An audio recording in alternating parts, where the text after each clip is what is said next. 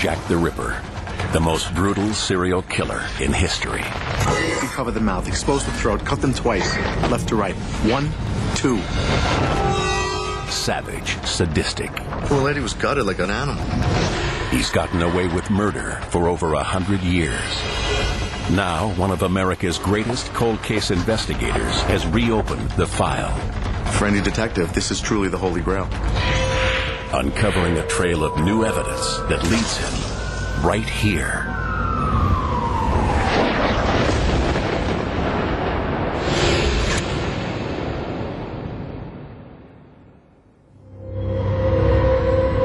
The hunt for Jack the Ripper starts in an unusual place. New York City.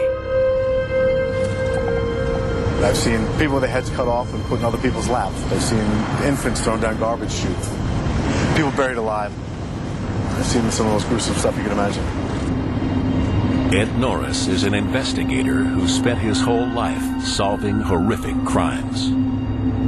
In 24 years of being a cop, you see everything. It's a nasty business, but solving these unsolvable crimes is what makes me tick. Veteran homicide detective, founder of the NYPD's Cold Case Squad.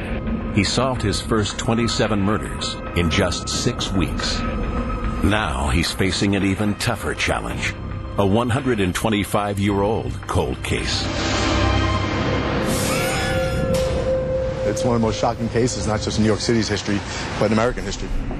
In 1891, prostitute Carrie Brown was murdered on Manhattan's Lower East Side. The neighborhood was one of the roughest areas of New York City at the time of the killing.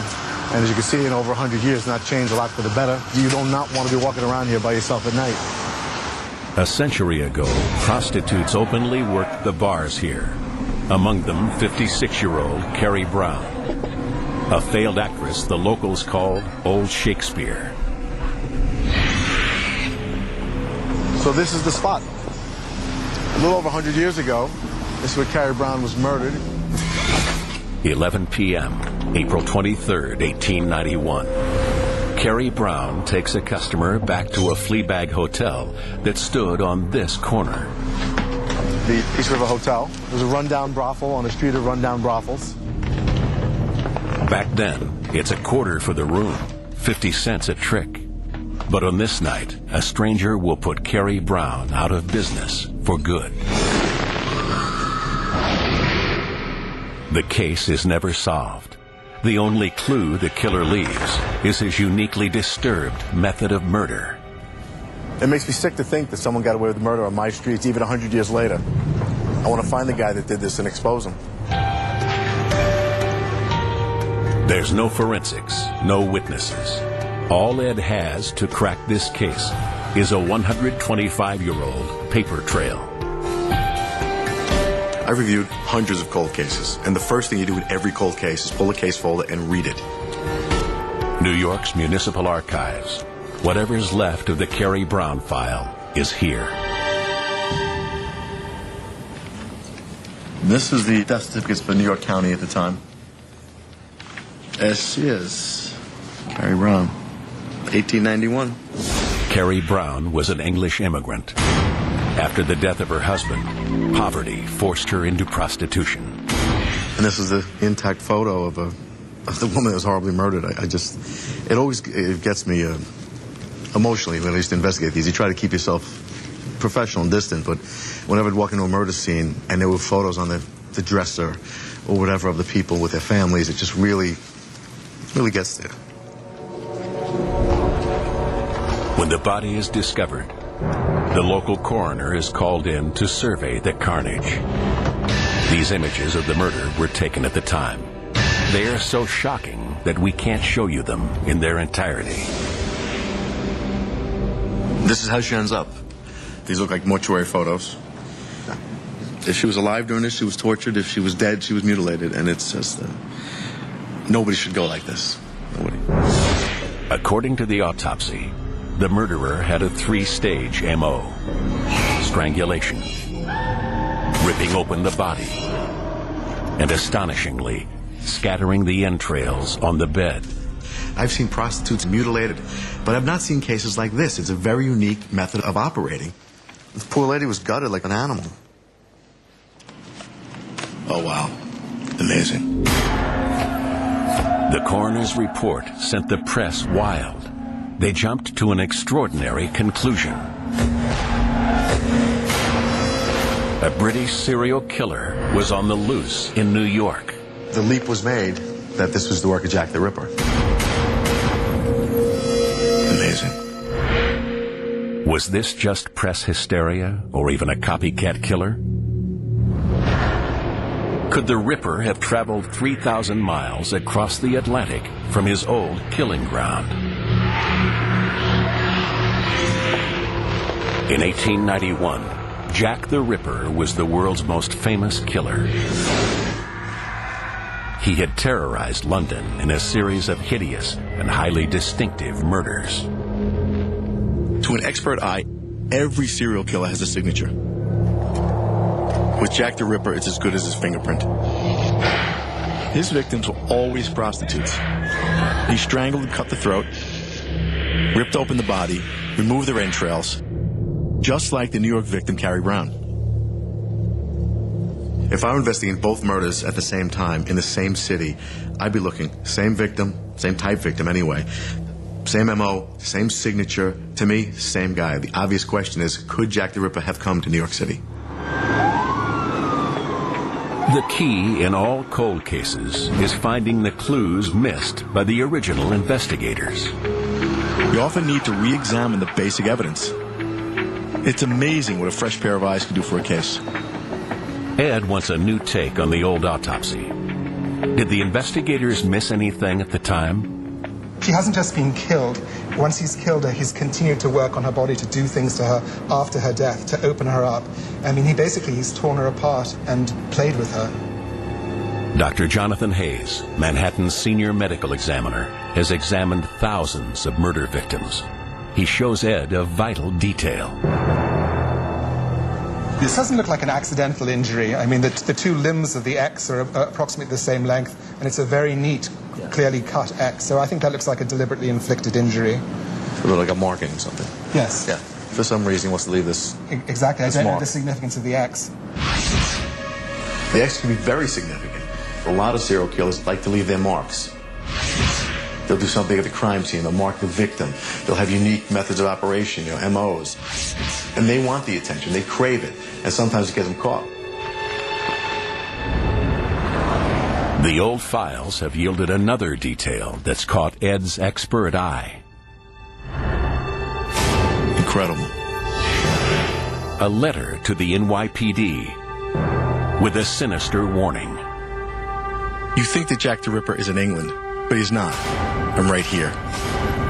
The next thing you will hear of some woman dead. Yours truly, Jack the Ripper. Jack didn't write the letter after the murder of Carrie Brown, but before. Was the Ripper in New York, watching all the while, waiting to strike again? Is Carrie Brown the clue that will finally reveal his identity? The Carrie Brown murder has never been solved. If you solve the Carrie Brown murder, you may actually solve the Jack the Ripper killings.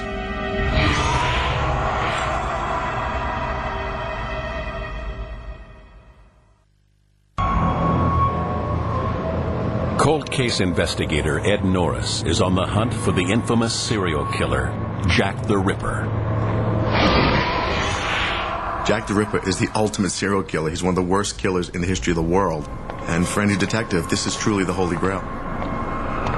Ed's search takes him to London, the Ripper's killing ground. London's Whitechapel. In the late 19th century, it's the seediest slum in Britain, squalid, overrun, and difficult to patrol. You can still find the back alleys and courtyards where the Ripper used to hide. It's like amazing, yeah. It'd be impossible to find anybody. In the fall of 1888, Jack the Ripper stalked these streets. In just 10 weeks, he butchered at least 5 prostitutes. In the fall of 1888, Jack the Ripper stalked these streets. In just 10 weeks, he butchered at least 5 prostitutes. You think about Jack the Ripper as a killer. He took murder to a new level, unprecedented. He became the benchmark for serial killers, the name that everyone remembers, the stuff of nightmares even today. Ed wants to get into Jack's head and walk in his footsteps. The first crime scene. Durward Street, August 31st, 1888. Jack slashes the throat of prostitute Polly Nichols and cuts into her body. This is how Jack the Ripper did it. He'd stalk his victims from behind, grab them, expose the throat, cut them twice, left to right. 1, 2. Took a couple of seconds. 8 days later, the second murder. Streetwalker Annie Chapman has her throat cut, but the brutality is escalating. She's found slashed wide open.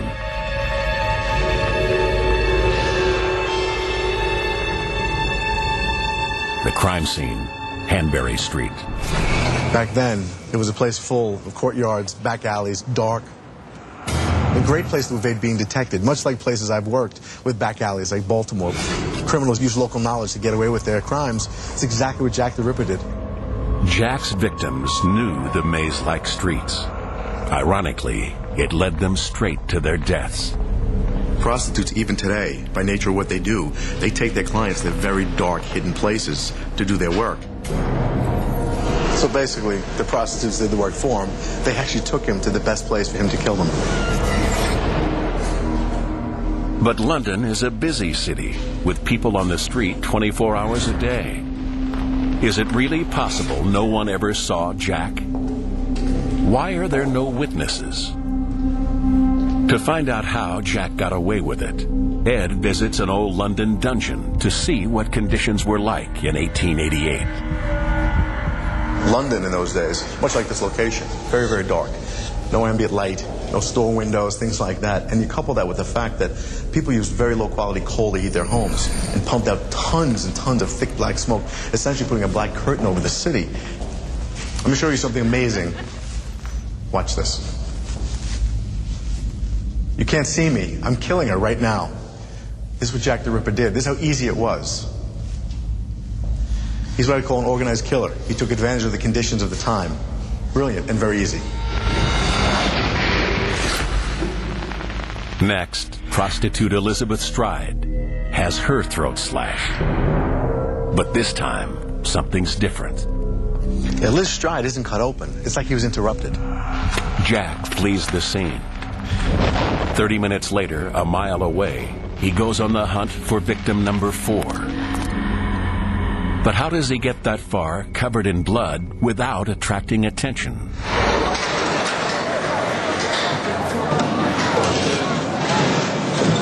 Smithfield Meat Market is typical of London's Victorian streets. Butchers are everywhere. This place is full of guys with bloody aprons. They go to pubs, they go to restaurants, no one bats an eyelid. You could see easily why Jack the Ripper could do the same thing in Whitechapel and not raise much suspicion. Jack's getting bolder. The original autopsy photos show the horrific violence to 4th victim, Catherine Eddowes. Jack ripped her right open and took a kidney. Just days later, a chilling letter is delivered to the police, addressed "From Hell." With it, a human kidney infected with the same rare disease diagnosed in Catherine Eddowes. Sir, I sent you half the kidney I took from one woman. Preserved it for you. The other half I fried and ate. Very nice. Next time I send you the bloody knife I used. If you only wait. Catch me when you can. The kidney is long gone. But to Ed, the "From Hell" letter is itself a vital clue to the Ripper. This little stroke is a temper tick. There is the capacity to explode. Sheila Kurtz is a forensic handwriting analyst who helped in the Son of Sam case.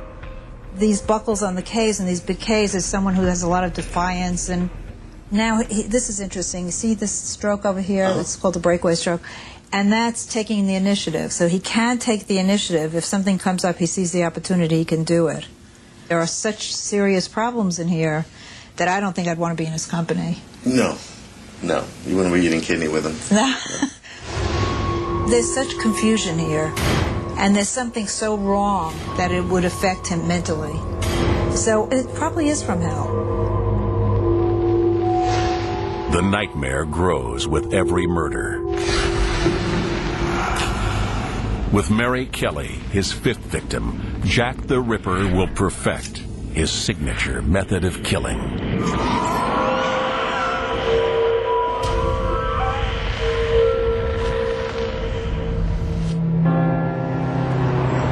Mary Kelly's remains are brought to this church, St. Leonard's, for autopsy. Unlike previous victims, she was killed in her own bed. Away from the streets, Jack has reached a new level of depravity. The whole of the surface of the abdomen and the thighs were removed, and the abdominal cavity emptied of its viscera. The tissues of the neck were severed all the way down to the bone. The uterus and kidneys in one breast was under the head. The other breast by the right foot. The liver between the feet and the intestines by the right side. And the spleen by the left side of the body. The pericardium was open and the heart absent.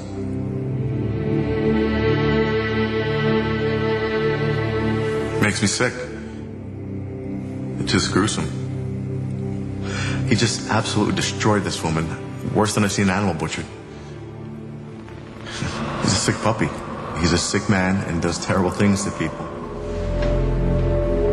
10 weeks of madness. A gory grand finale. Then the notorious killer vanishes. 3 years later, another prostitute is mutilated in her bed. Only this time, it's in New York. It doesn't make sense that a guy like Jack the Ripper would just stop. I think he got scared, and I think he took off. And based on what I'm seeing, I think he could have easily picked up in New York right where he left off in London.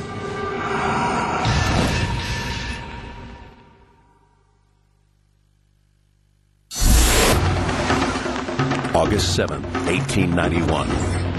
New York's Lower East Side.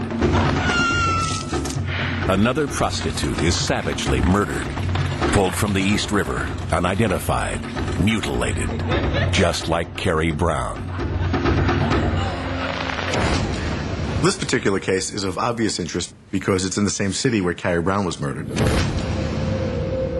Ed Norris thinks that both these New York murders may be the work of London's Jack the Ripper and a vital clue to his identity.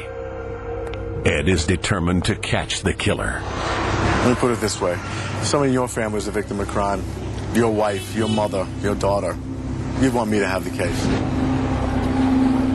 For more than a century, amateur detectives have put forward names for Jack the Ripper. Ed is the first cold case detective to go through the list with a professional eye. Some of them are ridiculous. I mean, Oscar Wilde's in there, Lewis Carroll, people like that. I mean, they're just absurd. London historian Richard Jones has spent more than 2 decades studying the Ripper case and investigating the main suspects. So realistically, how many suspects are there? I think you could probably break it down to under 10 viable suspects, people who well could have been Jack the Ripper. So of these likely suspects, how many could have ended up in the United States? Well, several we do know definitely went to the US, one of them being Severin Klosowski. First up, Severin Klosowski, a Whitechapel barber who murders his 3 wives. He's in New York when Carrie Brown is killed. We've got Dr. Tumblety, who's a very distinctive American who most certainly went to America. Francis Tumblety, an American arrested on suspicion of the London murders. He jumps bail and heads for New York. And finally, there's James Kelly. He's sent to Broadmoor, escapes from Broadmoor, and thereafter becomes something of a mystery. James Kelly, a convicted killer, escapes from the Broadmoor lunatic asylum outside London just before the Ripper killings. Ed's now got 3 suspects, and Britain's National Archives might give him the hard evidence It's home to thousands of original police records from the Ripper case. It's incredible. And Ed's found just what he needs, a key piece of evidence overlooked in the original inquiry. This document appears to be creating an offender profile. Dr. Thomas Bond, Britain's top police surgeon, believed he could get to know killers through the corpses they left behind. He examined all the Ripper's victims and wrote a profile that's a century ahead of its time. You think of offender profile, you think CSI, FBI, all that crazy stuff. You don't think 120 years in the past that somebody was actually doing it. So it's really important to see what he saw and how he was able to paint a picture of Jack the Ripper for us. Bond's report describes the murderer's technique in grim and precise detail. He cut the throats quickly from left to right. His knife was straight, very sharp, and at least 6 inches long with a pointed tip. There's no evidence of struggle from any of the victims because the attacks were so sudden and lethal. His wounds come from a single angle. The killer acted alone. Bond describes a monster, outwardly respectable, unassuming, and neatly attired, inwardly a brooding, vengeful maniac. Ed now has a very clear profile of the killer. He sounds typical of serial killers of today. To me, he sounds like the kind of guy that would get along in society pretty much, every day, but capable of terrible things once that button was pushed. Now Ed knows the kind of man he's looking for and has a plan to find him. I want to take the Bond report, which is a great tool. I want to take the characteristics and the traits he gives us that went unused, unfortunately. I want to take those and use them to narrow down the list of suspects who could have gone to America. It's time for Ed to shorten his list. Severin Klasowski.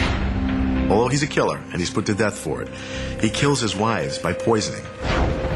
Poisoning your spouse is a totally different thing than cutting the throat of a stranger and then taking out their organs. So the gap between Klasowski and the Jack the Ripper killings is enormous.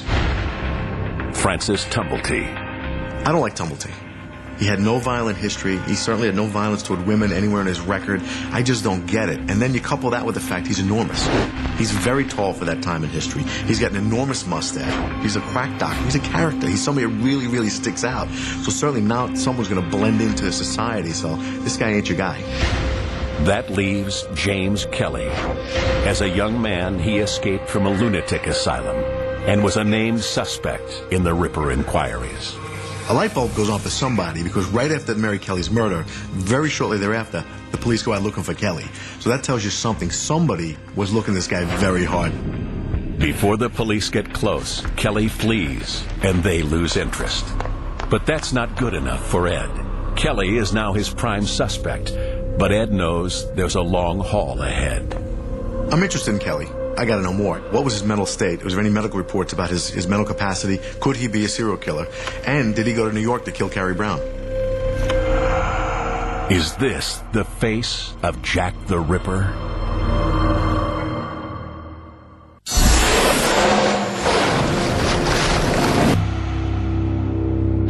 Cold case detective Ed Norris is tracking Jack the Ripper across 2 continents. Could he be on the verge of solving the world's most famous cold case? He now has a name for his prime suspect.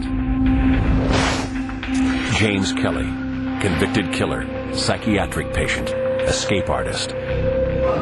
He is a man with a vicious past. In 1883, less than a month into his marriage, Kelly argues with his wife, accusing her of having an affair, and then plunges a knife into her neck.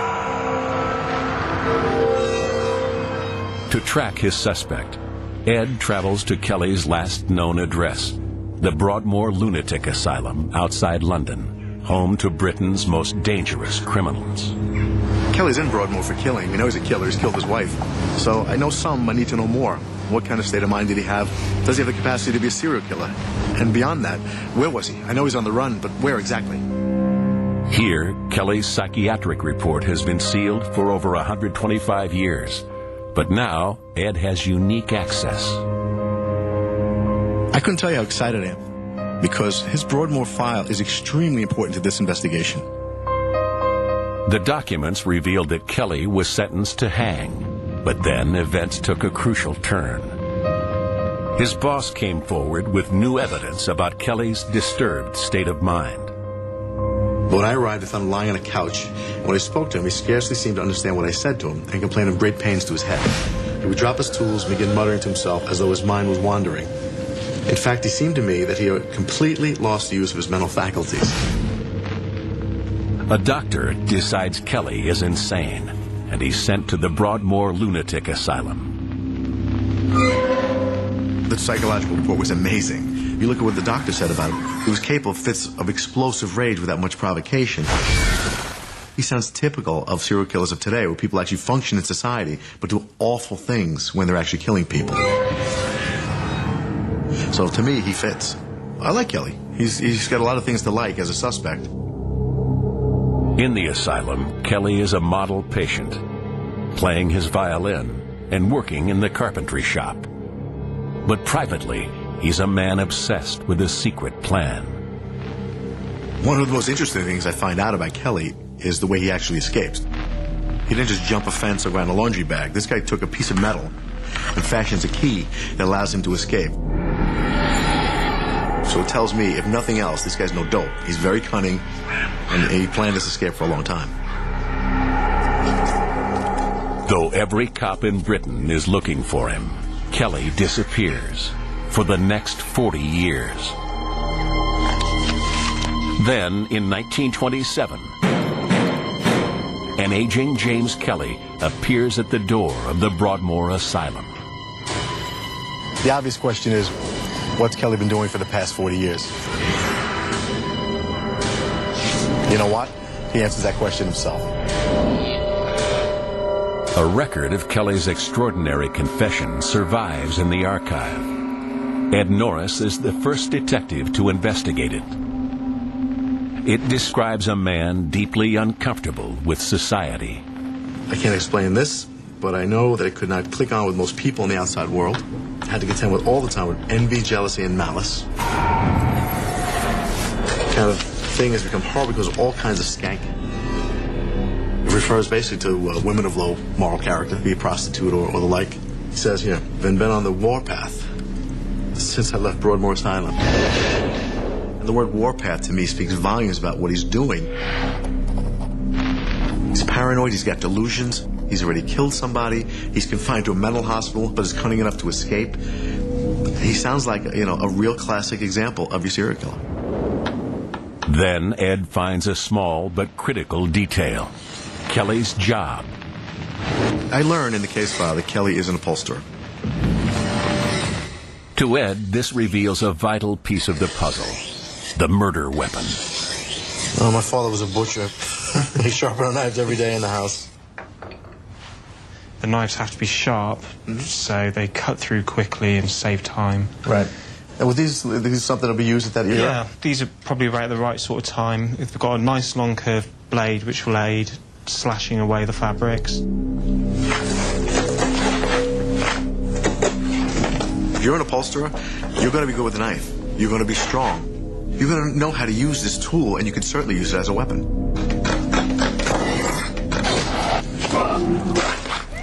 As an upholsterer, James Kelly did to furniture what Jack the Ripper did to his victims.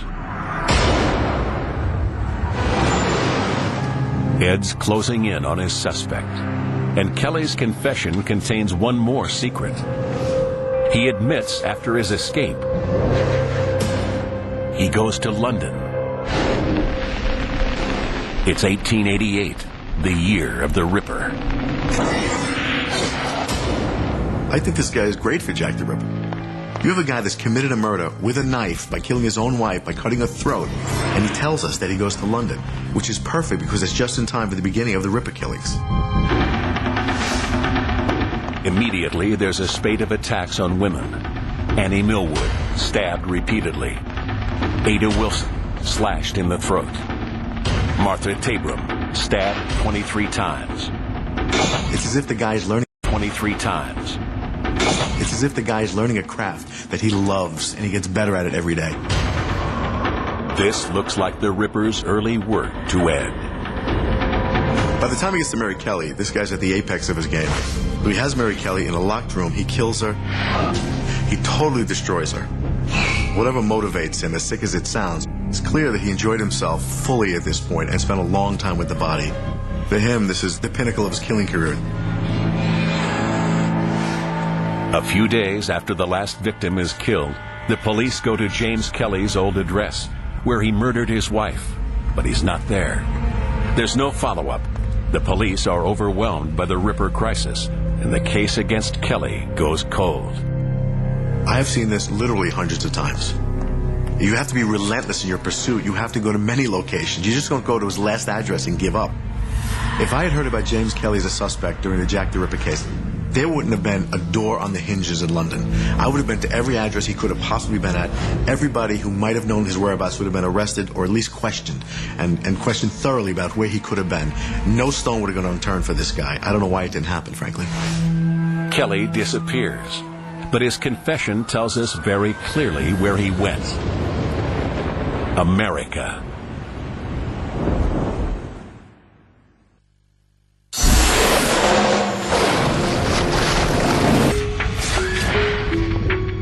Cold case detective Ed Norris is searching for history's greatest serial killer, Jack the Ripper. His chief suspect is James Kelly, a psychotic wife killer on the run from a lunatic asylum. Ed's tracked Kelly to London and put him in the frame for the Ripper killings. I feel good about Kelly right now. He could be the guy. Ed has uncovered 2 bloody murders in New York matching the Ripper's gruesome M.O. There's a psycho on the loose, but could it be Kelly? If I can put him in New York City at the time of the Carrie Brown murder, I'd be very excited. Kelly's confession already places him in the United States. He gives an account of where he was, and where he was all over the place. He comes to America many times, not just once. It's a great piece of evidence. Kelly's in America, but Ed needs to tie him to the murder of the New York prostitutes. How can Ed track his suspect 120 years after the crime? At Britain's National Maritime Museum, they keep a record of every ship to have crossed the Atlantic in the 19th century, including the one Kelly took to the USA. He actually tells you in the letter that he leaves aboard a ship called the Zandam from Rotterdam to New York City. In my experience, criminals make things up sometimes. I want to see if there's any truth to this. Does a ship actually exist, and would it have sailed around that time, and is it possible? Kelly's in the right city, but the key to this case is timing. If I in fact find that the Zandam arrived in New York City in time for the murder of Carrie Brown, it'd make me feel a lot better about Kelly, and as a likely suspect for the Carrie Brown murder. The Ripper's last appearance in London was November 1888. Carrie Brown was killed in New York, April of 1891.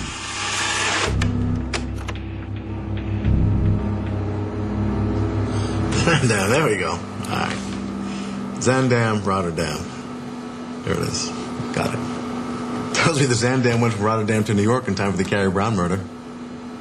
Apparently arrived about October 7th, 1890. So a good couple months right before, so perfect. Kelly's ship was just one carrying thousands of people from London every week. But Kelly has problems. He's a known killer on the run. How does a wanted man get into New York? Back in the 1890s, before the establishment of Ellis Island, coming in and out of the city was a lot easier, much less bureaucratic. Professor Dan Sitram has examined 19th century immigration and the loopholes that could allow a killer into the country.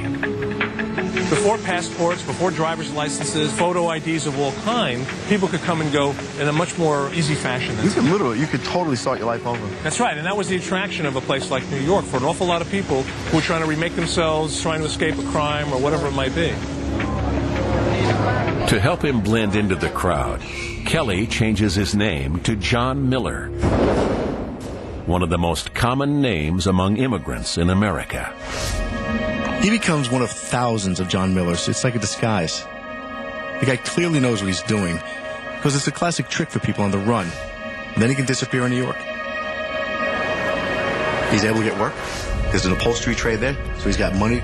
And best of all, it's full of prostitutes, so he can continue doing what he was doing in London. In New York, without the cops breathing down his neck, James Kelly, alias John Miller, alias Jack the Ripper, could dive back into his work.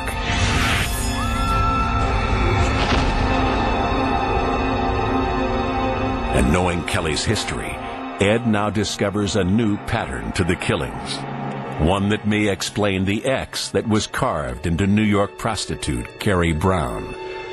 What if the X wasn't a letter, but a number? The X could be significant because if you accept there are 5 victims, we all accept that. If you put in the other 3 that are widely accepted beyond the 5, that's 8. You include his wife, that's number 9. Carrie Brown could be number 10, and the X could signify the Roman numeral 10, his 10th victim. With 10 deaths on the books, the case against Kelly gets more pressing. But before Ed can finally nail his suspect, he needs eyewitness corroboration. 80 years after his death, James Kelly is about to face a criminal lineup. In the hunt for Jack the Ripper, Ed Norris is closing in on his prime suspect. James Kelly, a psychotic wife killer who escaped from a lunatic asylum and spent 40 years on the run. From deep in a century-old archive, Ed has found a surviving picture of his target. Now, Ed plans to use a modern forensic technique to see what secrets the old photo can reveal. So we're going to take that photo of him at 67 and see if it's possible to de-age the photo. They've used this in the past, the other way. I've taken photos of children and tried to age them into adults if they're missing. I've taken suspects who are on the run as young men to try to age them to what they look like now. I've never used it in the reverse. I want to see if it's possible. Steve Mancusi was the NYPD's senior forensic artist for nearly 30 years, helping to crack some of its most difficult cases. Now he's going to remove 40 years from James Kelly's photo. As you get older, all that gravity sets in, and your face starts to droop. We clean him up a little bit, give him more of a younger, brighter look. We're toning his body down a little bit, starting to darken up his hair. I've never seen it done in reverse. His eyes were an issue early on, so we give him a little bit younger, brighter expression. Forensic art really brings a very interesting part to an investigation. A lot of times it will pull the proverbial rabbit out of the hat. When you have nothing, it gives you something. In 1888, there was a certain style to the hair and to the mustache.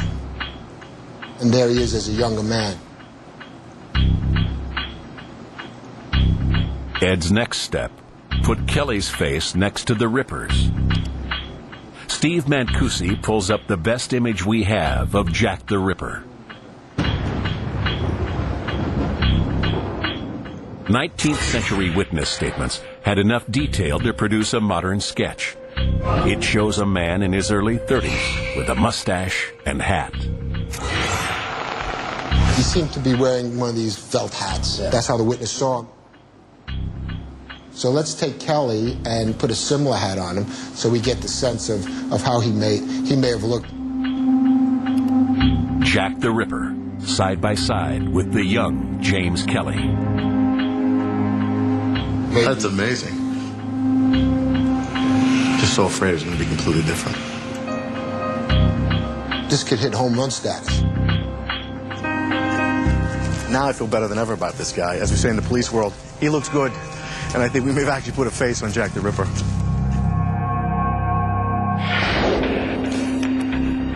With the evidence against Kelly mounting, Ed returns to the remarkable confession Kelly made at the end of his life. Scattered throughout the text are references to the American cities he visited. Serial killers, even today, travel extensively because they don't want to be detected. Even now, they'll drive thousands of miles in a short time. They go across state lines, kill people, drive 2 states away, kill someone else. This guy traveled everywhere. It's quite unusual, especially given how hard it must have been then. Using Kelly's confession and old newspaper reports, Ed can track him from coast to coast. What I'd like to do is plot the cities where he claims to have been in the United States, and then compare that with the headlines of the day and see if it's possible that he was in the cities where these crimes took place. New Jersey. You know, Trenton Times covered them. They put him right here. He also puts himself here about that time. And there's several murders that are very similar as well. The newspapers are concerned. Same question, is this the work of Jack the Ripper? Is this the fiend of Whitechapel? Galveston, Texas. The headline reads, has Jack the Ripper invaded Texas at last? Horrible case, terrible murder. Body ripped open, intestines pushed aside. A lot of similarities to the Whitechapel murders. Her womb cut open, exposing the foot of a fetus. And again, she was, quote, of low character. Just like Carrie Brown and all the prostitutes in Whitechapel. He claims to have worked in Dallas. All the traveling he's done, Galveston's a hop for this guy. California. 1894 and 1895. Brutal murders out here. San Francisco. Butchered and burned by an unknown fiend. Brutal stab wounds to the face. People in California felt the same way at the time. New York City felt the same way. Had Jack the Ripper come to the U.S. We know he puts himself in all these cities coincidentally. I don't know. After 24 years as a cop, I don't believe in coincidence all that much. 12 murders across 5 states in 4 years. My hunch, I think it's very possible he came to the U.S. and did exactly the same thing he did in London. Kelly died in 1929, taking his secrets to the grave. But has Ed Norris finally uncovered the truth? Was James Kelly Jack the Ripper? Piece by piece, it might be circumstantial. But put it together, as far as I'm concerned, it's close to airtight. You've got a man that killed his own wife. He has severe mental problems. He escapes from an asylum right before the Ripper killings began. He's in London for all the Ripper killings. He escapes to New York right before the slayings there kick off. He travels across the U.S., and along his trail are murders fitting the Ripper's M.O. Kelly matches the psychological profile of Jack the Ripper. And his age-regressed mugshot is a dead ringer for the Ripper sketch. There's no doubt in my mind we found Jack the Ripper.